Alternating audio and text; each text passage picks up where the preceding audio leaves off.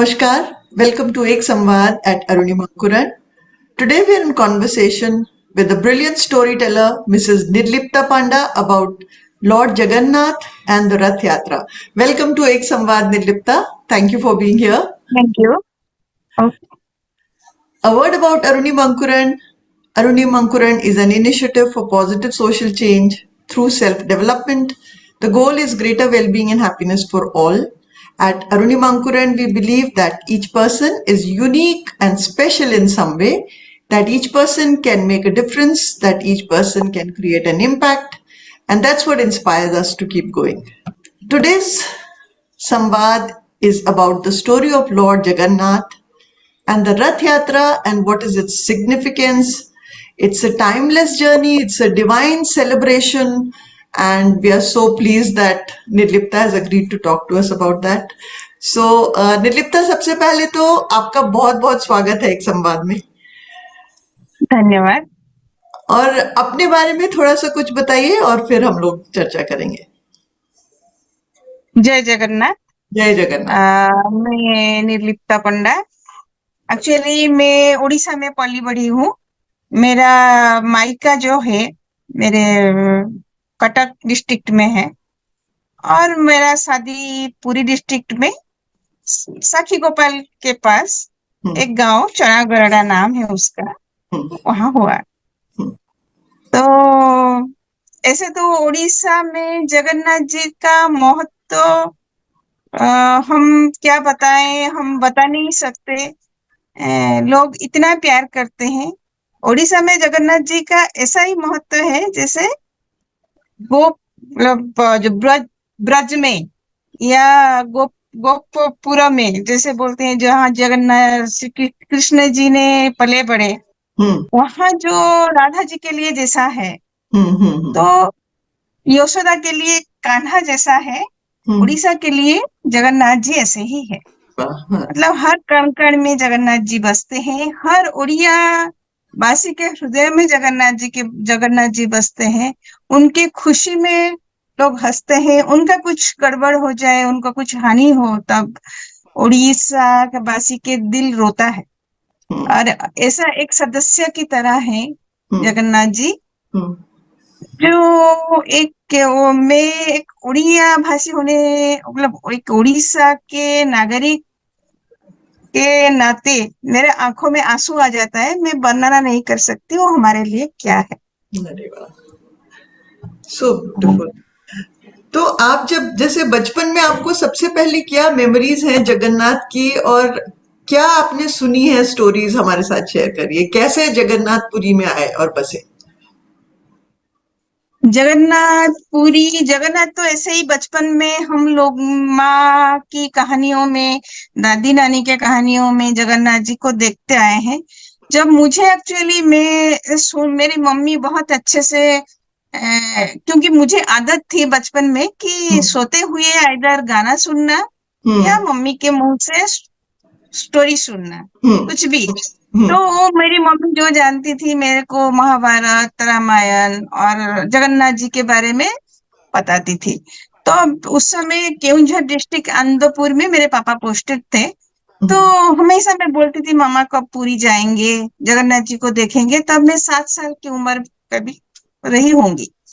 तो मेरी मम्मी बोलती है कि ठीक है, जब प्रभु की इच्छा होगा, उनके इच्छा के बगैर तो कुछ हो ही नहीं सकता, तो उनकी जब इच्छा होगा हम जाएंगे। तो हम मम्मी और हम बड़ी मतलब मन से प्रार्थना करते थे कि हम कब पूरी होगा, हम पूरी कब जाएंगे। मेरे पापा को एक्चुअली पुलिस के जॉब के वजह से टाइम बिल्कुल भी नहीं मिलता था। वो एक सिंसियर वर्कर थे और उनको छुट्टियां नहीं मिलती थी, तो हम नहीं जा पाते थे। तो एक दिन तो फिर क्या करेंगे, हम कैसे जाएंगे। हम जगन्नाथ जी को बड़ा दिल से कि प्रभु तू कब बुलाएगा हमको।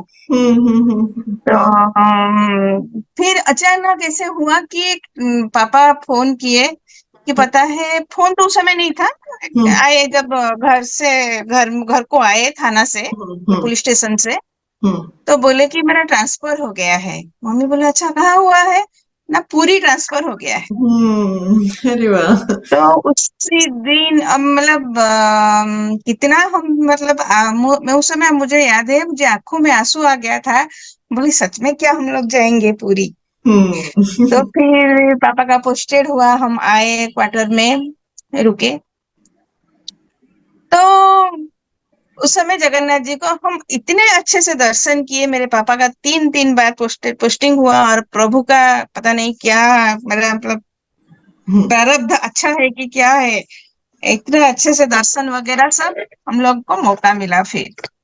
और जगन्नाथ जी का जो हम ऐसे तो बहुत किंवदंती कहानी है, जगन्नाथ जी कैसे आए पुरी हम्म में पहले। हम्म तो एक तो ऐसे किंवदंती है जो हम सुनते हैं स्टोरी के माध्यम से। हम्म तो है कि जब कृष्ण जी देह त्याग किए अपना यदुवंश नाश करने के बाद, हम्म तो फिर वो करने के बाद वो आके सियाली लता आप जानते होंगे, तो वहां हम्म वो गुजरात के पास, क्योंकि द्वारका में तो थे, तो गुजरात के पास उधर अरे बहुत दुखी मन से हम्म अपना बांसुरी बजा के वो थे हम्म अपने जिंदगी से, जो भी है वो अपने वंश को नाश करके आके दुखी मन से वो बांसुरी बजा रहे थे। तो वो पैर को ऐसे करके, वो तो त्रिभंगी, वो हमेशा पैर हम्म को छंद के रखते हैं, मतलब हम्म फोल्ड करके रखते हैं। तो फिर वो ऐसे करके वो शयन मुद्रा में वो आंख बंद करके ध्यान मग्न थे। और एक जारा सवर बोलते हैं, हम्म तो वो हिरन की तलाश में, शिकार करने की तलाश में वो जंगल में घूम रहा था, मतलब हिरन को ढूंढ रहे थे। तो जैसे ही दिखा उनको भगवान जी का, कृष्ण जी का पैर, तो उनको लगा कि हिरन ने सोया हुआ है और उसका ये कान है। ऐसे जो क्रश करके उनका पैर था, उनको तो कोमल पैर कृष्ण जी का, उनको हिरन का कान जैसे लगा, तो वो दूर से तीर लगाया। तो तीर लगा तो आके देखा कि प्रभु बहुत कष्ट में छटपटा रहे हैं। तो जारा सबर ने बोला क्षमा कीजिए मुझे, और मैं पता नहीं था कि आप हैं। तो भगवान जी बोले नहीं, तुम परेशान मत हो, क्योंकि ये मेरा गांधारी का श्राप था मेरे लिए, कि मेरा वंश नाश होने के बाद मुझे ऐसे ही जाना था दुनिया से, तो तुम चिंता मत करो। तो फिर उसके बाद उनका वो देह त्याग करते हैं। उसके बाद उनको अर्जुन आके दाह संस्कार, जो भी संस्कार का मतलब कर्म है मृत्यु के बाद वो करते हैं। करने के बाद जब दाह संस्कार करते हैं, उसके बाद उनका शरीर तो जल जाता है, लेकिन उनका जो ब्रह्म हृदय है वो नहीं जलता है। तो फिर उनको जो विश्वा बसु सबर करके, जारा सबर जो है, तो उनका पोता है। तो उनको लाके उन एक नीला कंदर बोलते हैं जो उड़ीसा के पास है, नीला माधव के रूप में वो एक पूजा करते हैं उनको, एक गुफा के अंदर। तो रोज सुबह जाते हैं, रोज सुबह आते हैं। एक बार इंद्रद्युम्न राजा उस समय उड़ीसा में थे। तो राजा को भगवान ने सपनाया कि मेरा एक जो है, मैं नीला माधव के रूप में एक ऐसे जंगल में पूजा, विश्वा बसु नामक एक सबर मुझे को पूजा कर रहा है, आप वहां से मेरे को लाके पुरी में स्थापित करिए। तो राजा बोले कि राजा का नींद टूट गया।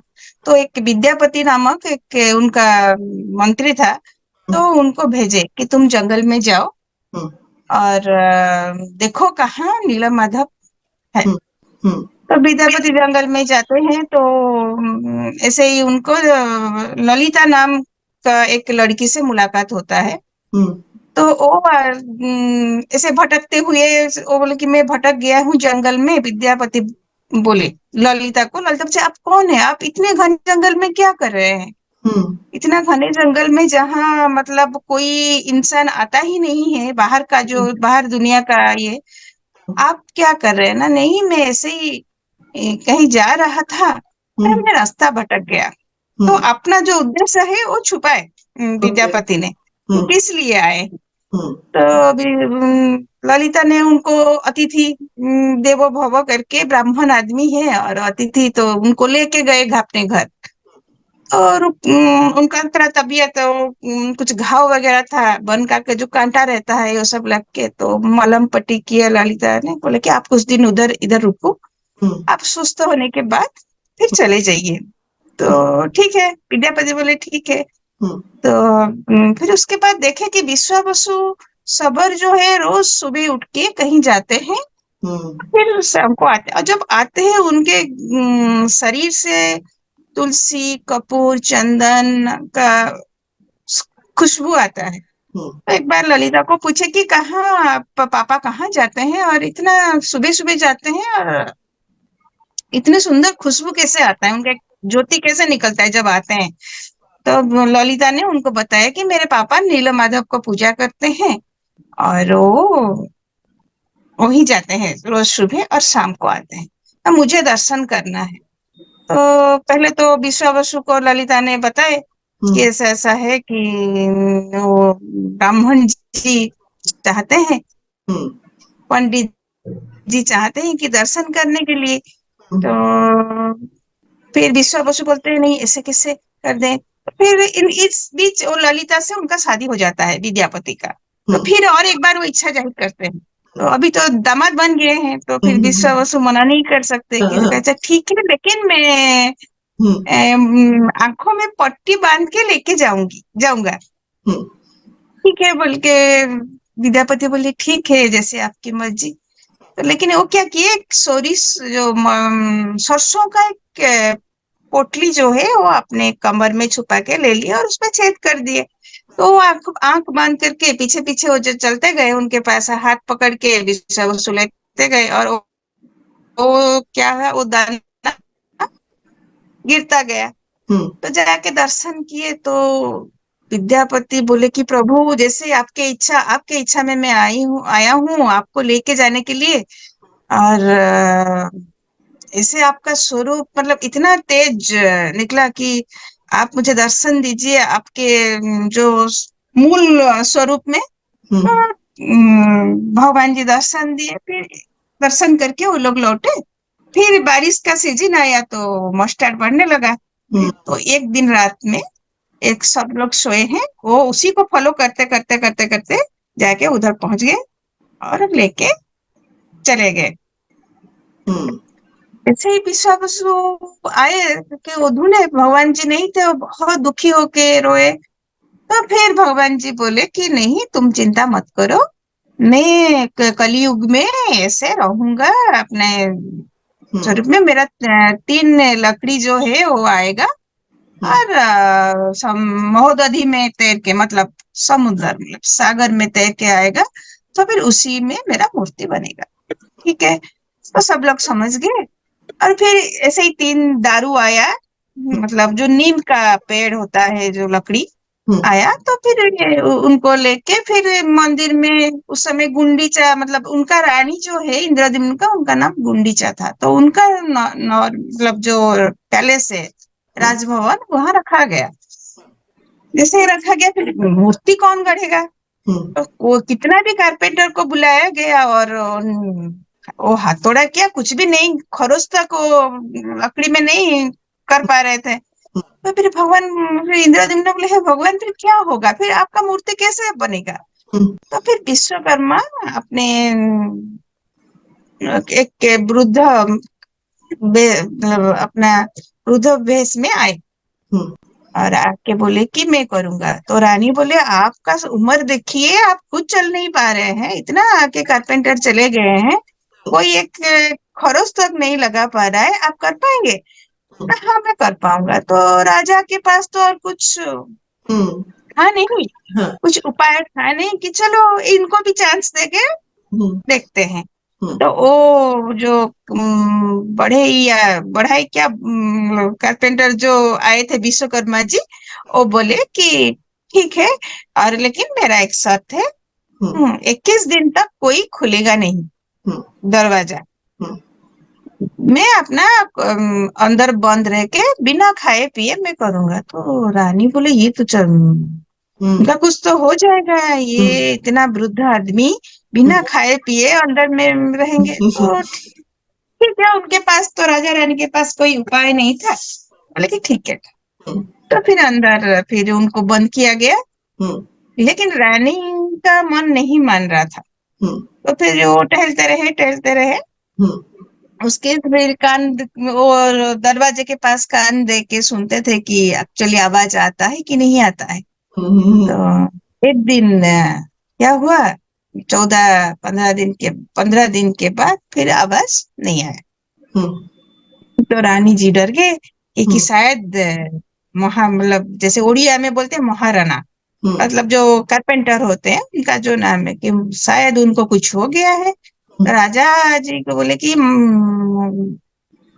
आप खोलिए, दरवाजा खुलवाइए, उनका शायद कुछ हो गया। तो राजा बोले कि कैसे खुलवाएंगे, तो मना किए थे ना, नहीं आप खुलवाओ। तो जब खुला गया तो रानी जबरदस्ती खुलवा दिए, तो कोई कारपेंटर उसमें नहीं था। और 3 मूर्ति जिनका हाथ नहीं है, पैर नहीं है, वो ऐसे ही आधा बन के तैयार पाए गए।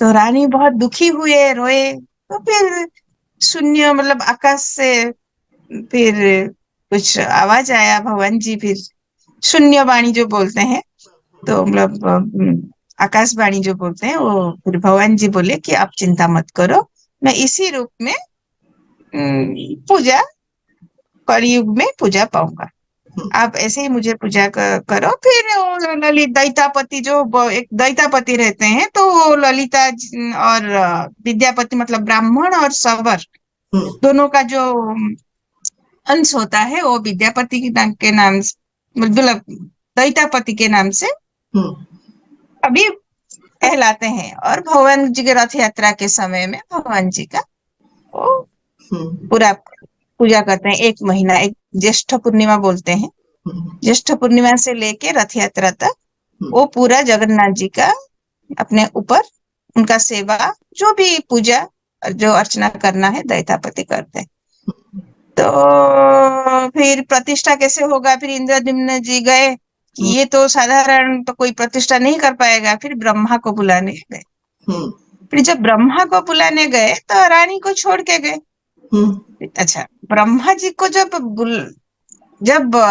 बुलाने के लिए गए, फिर ब्रह्मा जी के पास पहुंचे, तो ब्रह्मा जी बोले ठीक है, जगन्नाथ जी का मंदिर का प्रतिष्ठा होगा तो जाना ही पड़ेगा मेरे को। तो ब्राह्मण या पंडित के रूप में आए कि भगवान जी का पूजा करें, प्रतिष्ठा करेंगे मंदिर का। तो फिर जब आते आते तो कितना सहस्र वर्ष चला गया होगा उनका, तो मतलब जैसे स्वर्ग में बोलते हैं कि एक हमारा कितना युग चला जाता है। तो तब तक आते आते वो अलग स्टोरी है। तब तक आते आते मंदिर वो पूरा बालू में ये हो गया था, धस गया था। तो फिर उस समय गाला माधव करके एक राजा थे, तो एक दिन वो जा रहे थे, तो मंदिर का कोई नहीं, वो मंदिर पूरा पाताल में समा गया था, क्योंकि धीरे धीरे वो होता है ना, ओके, कितना सहस्र वर्ष, कितना युग चला गया था तब तक। तो गाला माधव करके राजा ऐसे ही जा रहे थे शिकार में, तो उनका एक जो नीला चक्र होता है ऊपर में भगवान जी का, उनको नीला चक्र बोलते हैं। एक बहुत बड़ा सा जो सुदर्शन चक्र बोलते हैं, वो है ऊपर। तो वो जो चक्र है उनका घोड़े के पैर में लगा। तो बोले कि क्या लगा, घोड़ा गिर गया, ये क्या है? तो फिर वो बालू, मतलब जो बालू में धंस गया था, क्योंकि सागर के किनारे था ना वो मंदिर। तो जैसे ही देखे, निकाले, तो अरे ये तो कुछ लोहे का कुछ चक्र जैसा दिख रहा है। फिर उसको खुदाई किया गया, खुदाई करते करते जगन्नाथ जी का मंदिर निकला। जब इंद्रद्युम्न जी ब्रह्मा को लेके आए, तो गाला माधव बोलते हैं कि नहीं, मैं किया हूँ, ये मैं उसको आविष्कार किया हूँ, तो ये मेरा है। इंद्रद्युम्न बोले कि नहीं, ये तो मैं बनाया हूँ। अच्छा ठीक है, तो फिर ब्रह्मा जी समाधान किए कि नहीं नहीं, ये ऐसा ऐसा ऐसा हुआ था। तो जो भी हुआ, तो ठीक है, गाला माधव मान गए।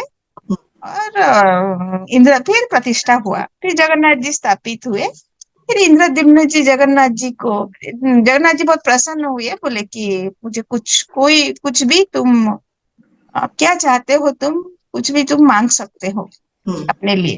हम्म, तो इंद्रद्युम्न जी बोले कि ठीक है, आप मुझे यही आशीर्वाद करिए कि मेरा वंश कोई ना हो, कोई ना रहे, कि ताकि वो आगे क्लेम ना कर सके कि हमारे वंशज ने बनाया है। वो अच्छा, क्रेडिट हमको नहीं चाहिए, हम्म, नहीं चाहिए कि मेरा कोई संतान ना हो, मेरा कोई पुत्र ना हो। हम्म, तो जगन्नाथ जी तथास्तु हम्म, किए। हम्म, बहुत खुश हुए जगन्नाथ जी। ऐसा सैक्रिफाइस भी कौन करता है, वही सच्चा हम्म, भक्त ही कर पाएगा। तो गुंडीचा रानी जो उनके बीवी मतलब रानी थे, वो दूर में सुन रहे थे। हम्म, लेकिन नारी तो नहीं चाहेगा कि मेरे को संतान ना हो या मेरा कोई वंश ना रहे। वो बोल नहीं पाए, लेकिन बहुत मन खराब हुआ उनका, ये क्या मांग लिए भगवान जी से मेरे स्वामी ने। तो फिर जगन्नाथ जी समझ समझ गए। जगन्नाथ जी बोले कि अच्छा, मैं समझ पा रहा हूँ आप क्या सोच रहे हैं, आप मन खराब मत करो।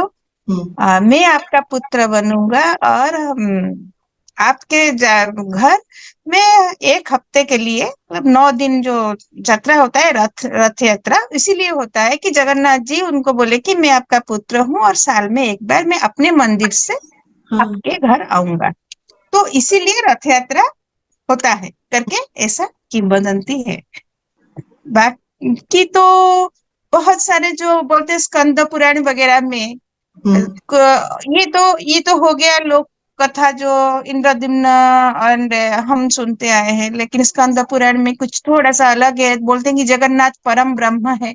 हम्म, जगन्नाथ जी विष्णु जी, जब विष्णु से भी आगे जगन्नाथ जी है, वो निराकार है। हम्म, तो मतलब जगन्नाथ जी ऐसे है कि राम त्रेता युग में राम भी जगन्नाथ को आए थे श्रीक्षेत्र, मतलब जो जगन्नाथपुरी को श्रीक्षेत्र ही बोला जाता है। श्री मतलब लक्ष्मी जी, और लक्ष्मी जी का क्षेत्र, तो अपना घर जो है मालकिन तो लक्ष्मी ही होते हैं। तो और बोलते हैं कि वो शंख में बसा हुआ है। जैसे इधर पद्म लिंगराज में पद्म के ऊपर शहर बसा हुआ है, तो हम्म, मंदिर में पद्म है।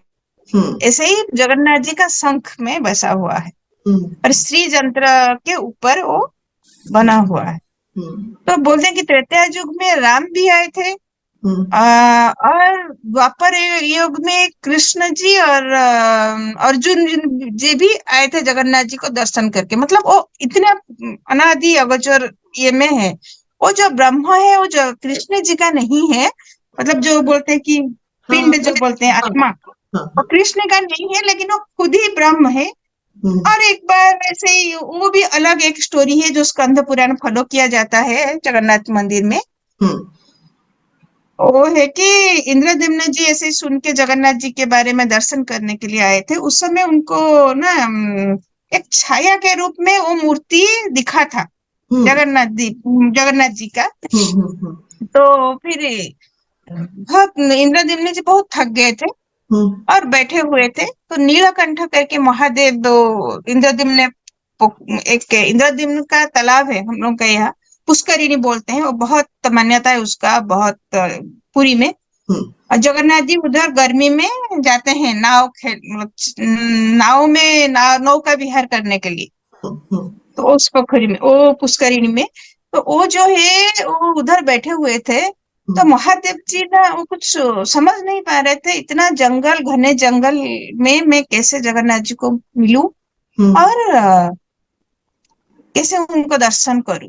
हाँ, तो जैसे आपका जैसे बोलते हैं ना, जगन्नाथ जी को अगर मिलना है, प्राप्त करना है, या विष्णु को प्राप्त करना है, हरि को, तो हर के माध्यम से जाना जाना पड़ेगा। मतलब हम्म, शिव जी वो रास्ता दिखाते हैं, आप विष्णु को कैसे प्राप्त कर सकते हैं। हम्म, हम्म, तो नीलकंठ जो है वो आए एक साधु के वेश में, इंद्रद्युम्न को पूछे कि क्यों बैठे हो, क्या हुआ।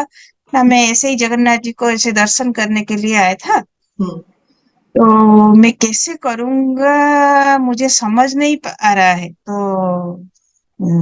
वो साधु बोले कि तुम्हें ना उसके लिए ना कुछ दान दान पुण्य करना पड़ेगा ना। क्या करूंगा ना, 1 सहस्त्र गोदान करना पड़ेगा। हम्म, ठीक है।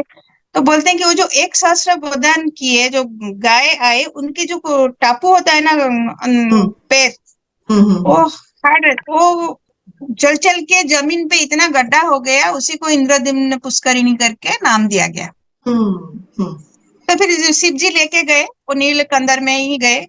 हम्म फिर वो नृसिंह नृसिंह का रूप में एक नृसिंह टेम्पल है जगन्नाथ जी के मंदिर में, आप देखेंगे तो उसी ये में दर्शन की दिए हम्म इंद्रद्युम्न को। तो फिर इंद्रद्युम्न उनका जो तेज निकल रहा था, इंद्रद्युम्न फिर टॉलरेट नहीं कर पाए।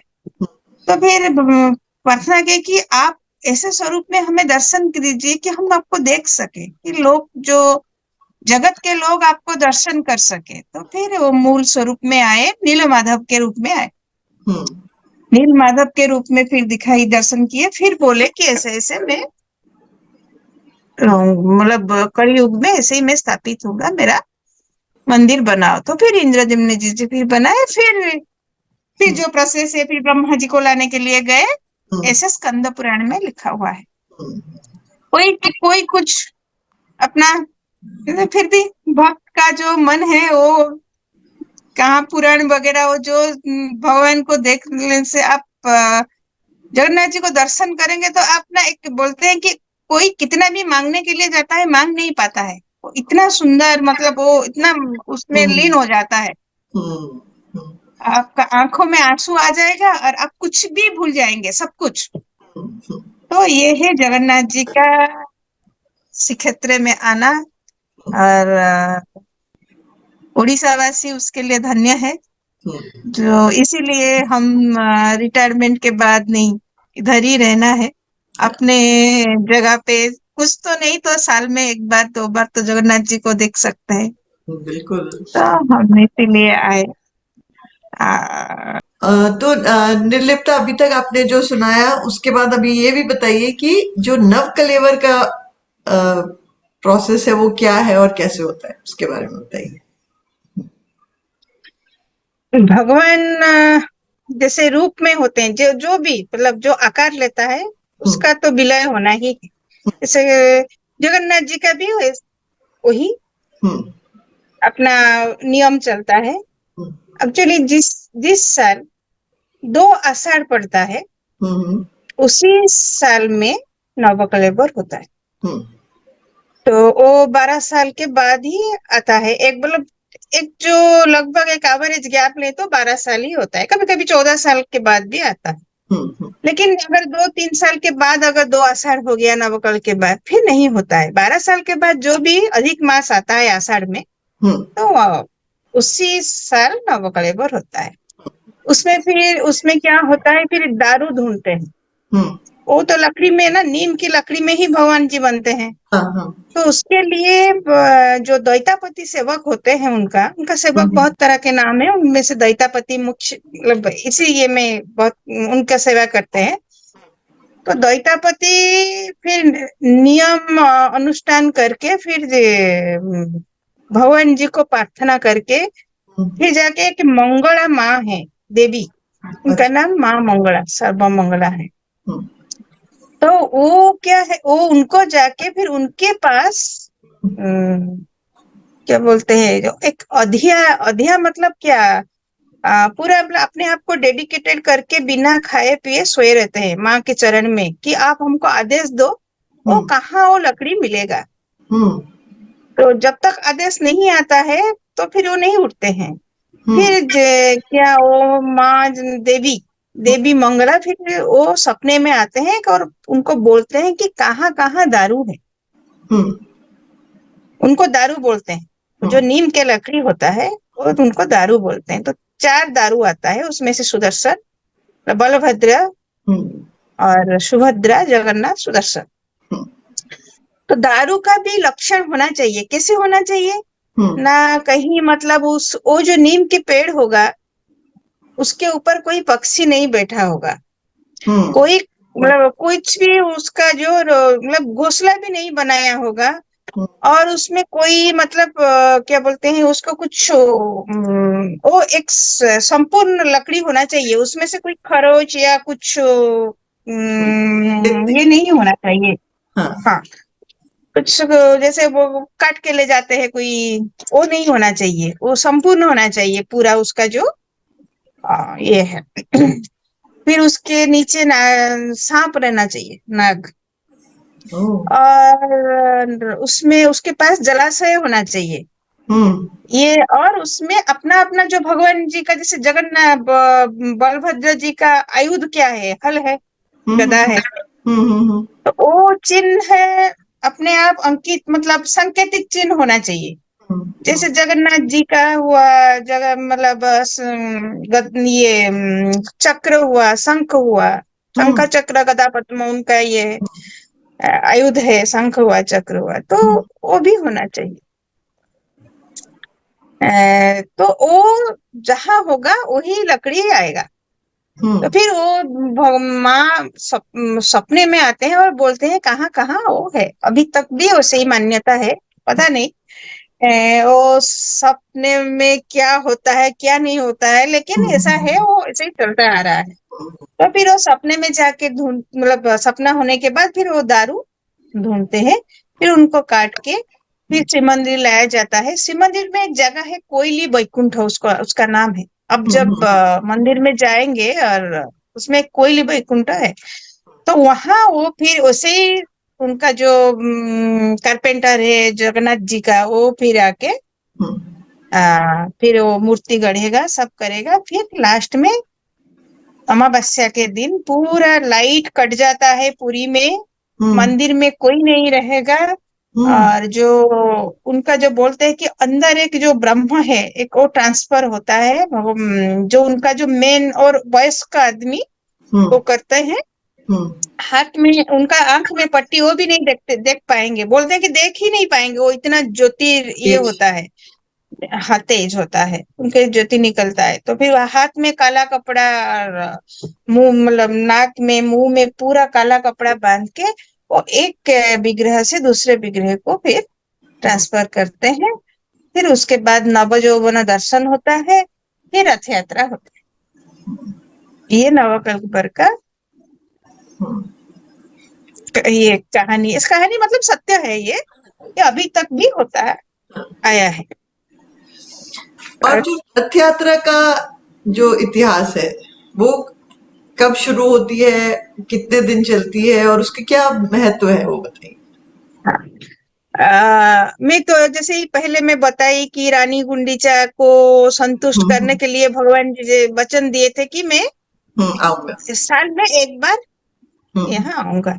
हम्म तो गुंडीचा मंदिर है जगन्नाथ जी का हम्म ये में आषाढ़ मास, मतलब महीने का शुक्ल पक्ष द्वितीया तिथि को रथ यात्रा शुरू होता है। उससे पहले जगन्नाथ जी बुखार में 15 दिन तक बुखार होता है। उसका भी अलग स्टोरी, अब बताएंगे तो खत्म ही नहीं होगा। जैसे बताइए बोलते ना, हैं बताइए बताइए बताइए। तो ऐसा है कि वो बुखार में कुछ नहाते हैं, उसका कुछ पुराण पौराणिक मत अलग है, मुझे पौराणिक मत में इतना नहीं पता, लेकिन बोलते हैं कि राघव दास करके उनका एक भक्त है, थे मतलब राघव दास। तो एक बार ना वो बहुत बीमार पड़े, तो कोई भी उनको ठीक नहीं कर पाए। तो राघव दास जी जगन्नाथ जी के को बहुत मतलब बात करते हैं, जैसे जगन्नाथ जी के साथ पूरा, जगन्नाथ जी उनके घर आते हैं, बात करते हैं। तो फिर बोले कि प्रभु देख ले, मैं बीमार हूँ, उठ नहीं पा रहे हूँ। तो भगवान जी बोले कि ठीक है, और मेरा भक्त इतना तकलीफ में है, तो गए सेवा करने के लिए उनको। तो जाके 15 दिन रुके, तो बोले कि राघव दास बोले कि प्रभु आप आके इधर सेवा कर रहे हैं मेरा, और फिर जगन्नाथ जी मंदिर में क्या होगा ना, नहीं मुझे बुखार है करके मैं बहाना करके मैं आया हूँ। तो तो बोलते हैं कि वो 15 दिन जो सेवा किए मंदिर में आउट रहेंगे ना, तो उसके चलते उनको बुखार हुआ। तो इतना मैं सुनी हूँ स्टोरी के आकार में। और क्या उसका एक्चुअली पौराणिक महत्व क्या है वो मेरे को उतना नहीं पता, मैं पढ़ूंगी। लेकिन तो फिर तो जगन्नाथ जी को बुखार होता है, जगन्नाथ जी आते हैं स्नान मंडप में और नहाते हैं। 108 सोने का ये में क्या बोलते हैं, घड़ा, सोने का घड़ा में 108 बार नहा के, फिर उसके बाद उनका एक गज बेस बोलते हैं, हाथी का बेस वो होते हैं गणेश जी का। फिर उसके बाद खीर वीर भोग बहुत अच्छे से लगता है। फिर मंदिर में जाके फिर बंद हो जाते हैं, फिर उनको बुखार हो जाता है, उनका वैद्य भी है, उनको मालिश भी होता है, वो तैला जो है कितना सारा जड़ी बूटियों का तेल में मसाज होता है। भगवान जी अन्न नहीं खाते हैं, खाली फल खाते हैं। जैसे बोलते हैं ना, उस समय पहले जमाने में, पता नहीं आपको पता होगा कि बुखार होने से चावल नहीं खाना चाहिए। हम लोग के यहाँ में बोलते हैं पहले चावल बंद कर देते हैं, जैसे साबूदाना का खीर हुआ जो हल्का फुल्का खाते हैं, उस समय तब दवाई नहीं था, ये पथी था। तो ऐसे ही जगन्नाथ जी का 15 दिन चलता है। फिर नेत्र उत्सव आता है, तो फिर वो दर्शन देते हैं, वो बोलते हैं नवजौवन दर्शन। और पूरा जैसे बीमार में आपका जगन्नाथ का नीति और ये देखेंगे ना, एक इंसान ही है जैसे लगेगा। वो फिर आएंगे जैसे ही पूरा सिंपल, हम लोग जैसे बीमार में सूखा सूखा सा दिखते हैं, और एक हल्का फुल्का कपड़ा पहनते हैं, कोई ऐसे ही करिया बोलते हैं उसको, उनका जो कपड़ा है जैसे लाइनिंग का कपड़ा होता है ना, जाली जाली, वैसे ही कुछ पहन के दो तीनों दर्शन देते हैं। फिर उसके बाद पौंडी विजय होता है, फिर रथ यात्रा होता है। और फिर क्या फिर रथ में आते हैं। हाँ, फिर उसमें फिर ये होता है, फिर रथ में फिर गुंडीचा मंदिर में जाते हैं। फिर वो 9 दिन का यात्रा रहता है, उसमें भी बहुत सुंदर सुंदर सब है। अब मंदिर में जाके फिर रथ में रुकते हैं। जैसे हम लोगों का ऐसे नीति है, जैसे पूरा सिंदूक वगैरह उनका सामान जो है, जैसे हम कहीं जाते हैं टूर वगैरह, कहीं भी घर किसी के घर भी जाने से अपना कपड़ा सूटकेस जो भी सामान लेके जाते हैं, उनका भी वैसे ही जाता है। फिर माऊसी माँ, माऊसी माँ के घर में वो पोड़ो पिठा खाते हैं, क्योंकि माऊसी माँ है, वो है जो मतलब वो अर्धासिनी देवी बोलते हैं उनको। तो वो एक बार संकट में आया था, तो समुद्र डुबाने वाला था मंदिर को। फिर संकट देख के जो अर्धासिनी देवी है, वो पूरा आधा समुद्र का पानी पी ली। तो पीने के बाद जैसे ही वो फिर उनको पश्चाताप हुआ, वरुण देवता, देवता जो समुद्र का देवता है, तो फिर बोले कि ये मुझे माफ करिए, आगे से ऐसा नहीं होगा, मैं सुनाई भी नहीं दूंगा। फिर वो श्री मंदिर के पीछे चले गए।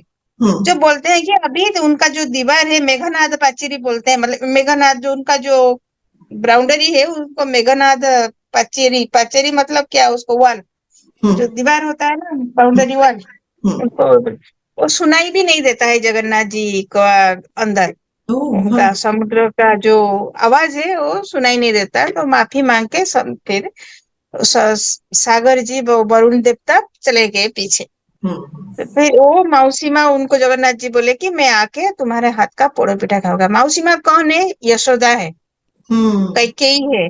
जो कैकेयी है वही यशोदा है, वही बोलते हैं कि उनका मौसी माँ है। तो वहां पोड़ो पिठा खा के फिर अपने जन्म वेदी को जाते हैं। फिर जैसे घर से निकलते हैं हम लोग, रहते हैं ना हड़बड़ी कि नहीं नहीं जल्दी जल्दी जाना है, चलो चलो लेट हो जाएगा लेट हो जाएगा, वो ऐसे ही तीनों भगवान, मतलब जो पौहंडी होता है ना, मतलब जो प्रक्रिया होता है रत्न बेदी से रथ तक आने के लिए, उसको पौहंडी बोलते हैं। पौहंडी मतलब पाहुंड, पाहुंड मतलब एक स्टेप कर करके कर करके कर करके आना।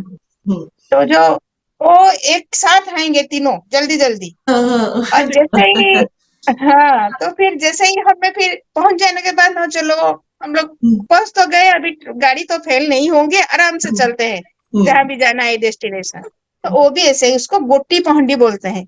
इनको धाड़ी, धाड़ी मतलब लाइन से आना, गोटी मतलब एक ही एक, मतलब एक भगवान जाएंगे सिंहासन के ऊपर बैठेंगे, फिर दूसरे बार जाएंगे। उसमें भी ऐसा है, पता नहीं किसको पता होगा कि नहीं, पहले बलदेव जी जाते हैं, फिर उसके बाद सुभद्रा जी का पौंडी होता है। सुभद्रा जी जब पौंडी होते हैं, वो मुझे देखने को मिला, सुभद्रा जी जैसे पौंडी होते हैं, वो जाके रत्न सिंहासन के ऊपर नहीं चढ़ते हैं, उनको नीचे रखा जाता है, ताकि बड़े भैया और एक है पीछे जो जगन्नाथ जी, वो आने के बाद वो बैठेंगे, फिर जाके सुभद्रा जी बहन बैठेंगे, क्योंकि वो छोटी है, आगे तो चले गए, क्योंकि दोनों भाइयों के बीच उनको कड़न करके लेके आना है, सेफ्टी जो बोलते हैं ना। हम लोगों मतलब हम देखेंगे ना, आपको बस पूरा पूरी हम लोग का जो सिस्टम है वो पता चलेगा। हम्म, तो फिर उसको धाड़ी पहंडी बोलते हैं। फिर उधर वो 8 दिन रुकते हैं। हम्म, फिर उसमें से एक बार लक्ष्मी जी गुस्सा होते हैं कि हम्म, आप भाई बहन को लेके चले गए आपके हम्म, मौसी माँ मंदिर, आपका जन्म स्थान को, आप मेरे को नहीं लेके गए। तो उस समय वो गुस्सा भी रहते हैं लक्ष्मी जी, और आके हेरा पंचमी बोलते हैं, वो आके रथ को तोड़ के भी जाते हैं गुस्सा हाँ, में। हाँ, तो हम्म, फिर उसके बाद नवमी के दिन फिर बाहुड़ा यात्रा बोलते हैं उनको। फिर बाहुड़ा मतलब लौटना, फिर हम्म, अपने घर को लौटना। फिर ऐसे ही धाड़ी पहुंडी में आएंगे। फिर आके रथ के ऊपर फिर रथ खींचा जाएगा, फिर श्री मंदिर के पास फिर रुकेंगे। फिर एकादशी के दिन सुना बेश बोलते हैं, जो पूरा अलंकार से राजा राजेश्वर बेश मतलब बोलते हैं उनको। पूरा अलंकार से उनका सोने में हाथ पैर मुकुट बहुत सोना पहनते हैं वो, के दर्शन देते हैं। द्वादशी दिन के अधरपणा बोलते हैं, मतलब इतना अधरपणा मतलब शरबत पिया जाता है। मतलब जैसे रथ में गए तो सब बहुत भूत प्रेत सब साथ में आ जाता है ना, तो नेगेटिव एनर्जी को शांति मतलब संतुष्ट करने के लिए वो अधरपणा प्रसाद होके पूरा फेंका जाता है चारों तरफ। फिर द्वादशी तिथि में, एकादशी द्वादशी त्रयोदशी के दिन फिर वो अपने मंदिर को जाते हैं। अपने मंदिर को जब जाते हैं फिर लक्ष्मी जी आके गुस्सा करते हैं। देखते हैं कि भगवान जी एक चाहणी मंडप है, चाहणी मतलब देखना। वो उधर आके लक्ष्मी जी देखेंगे जगन्नाथ जी को कि हाँ कहाँ तक आए, तो पहले दरवाजा बंद कर देंगे, बड़े भैया को छोड़ देंगे, बहन को छोड़ देंगे। जैसे ही गुस्सा होके बंद कर देते, नहीं आप नहीं घुसना घर के अंदर, आप मेरे को नहीं लेके गए थे। तो ऐसे ही दरवाजा बंद कर देते हैं। जगन्नाथ जी फिर आता है। फिर दोनों क्या जो सेवायत जो है, जो पुजारी है, दोनों के बीच आर्ग्यूमेंट चलता रहता है। जगन्नाथ जी फिर बोलते हैं कि जैसे ही हस्बैंड वाइफ का झगड़ा होता है ना, मान अभिमान मनाना फिर चलता रहता है वो गाना और इसके मारे माध्यम से। फिर बारिश होता है थोड़ा थोड़ा। फिर भगवान जी फिर बोलते हैं कि तुम्हारे लिए मैं साड़ी लेके आया हूँ, मान जाओ, दरवाजा खोल दो, बड़े भैया बहन चले गए हैं, क्या सोचेंगे बड़े भैया, ऐसे सब गाने के आकार में बोला जाता है। बोले कि नहीं नहीं। तो फिर लक्ष्मी जी को बहुत प्रिय रसगुल्ला, तो रसगुल्ला लेके आते हैं। तो जैसे जगन्नाथ बोलते हैं कि मैं रसगुल्ला लेके आए हूँ, अभी तो खोलो दरवाजा। और बारिश भी, और उस समय बारिश भी होता है पूरी में। थोड़ा देर ही सही बारिश होगा, देखो बारिश होने लगा है, मैं अभी बुखार से उठ के आया हूँ और मेरे को तबीयत फिर खराब हो जाएगा, फिर दरवाजा खोलो। फिर लक्ष्मी जी फिर जब भोग लगता है जो रसगुल्ला का, फिर लक्ष्मी जी दरवाजा खोल देते हैं और जगन्नाथ जी फिर श्री मंदिर विजय फिर उनका होता है। ये है थोड़ा सा मेरे मुंह में जगन्नाथ जी को का वर्णन, मतलब छोटे से मैं कुछ भी नहीं जानती हूँ, जो सुनी हूँ, जो सुन मतलब माँ से दादी नानी से सुनी हूँ, मैं आपको बताई हूँ। ये है जगन्नाथ जी का महिमा। तो thank you so much Nirlipta. Actually जो आपने सुना है और जो आपने सुनाया है, मुझे ये उम्मीद है कि इसको सुनने वाले लोग ऐसे सुनेंगे कि उसको आगे भी नेक्स्ट जनरेशन्स, हाँ, है ना, तक हमारी तक सब जो, जाए, प्रचार प्रसार हो। हम्म, क्योंकि ये सब चीजें ऐसे हैं जो सबको पता भी नहीं है नहीं है। ना, और बताने वाले लोग जो हैं वो भी कम ही है। तो थैंक यू सो मच, बहुत आपने अच्छे से सुनाया, और मुझे लग रहा है कि हम लोग फिर से और जो स्टोरीज हैं जो आज नहीं सुन पाए हैं, फिर से सुनेंगे किसी दिन। ये मेरा सौभाग्य होगा, मैं जो भी जानती हूँ आपको बता पाऊँ। हाँ, बहुत बहुत बिल्कुल, धन्यवाद। बिल्कुल। तो एक संवाद में आने के लिए आपका बहुत बहुत धन्यवाद है निर्लिप्ता, और ऐसे ही बढ़िया बढ़िया स्टोरीज लेके हम लोग फिर से एक बार आएंगे, ठीक है? जय जगन्नाथ। जय Jagannath. Thank you so much, thank you.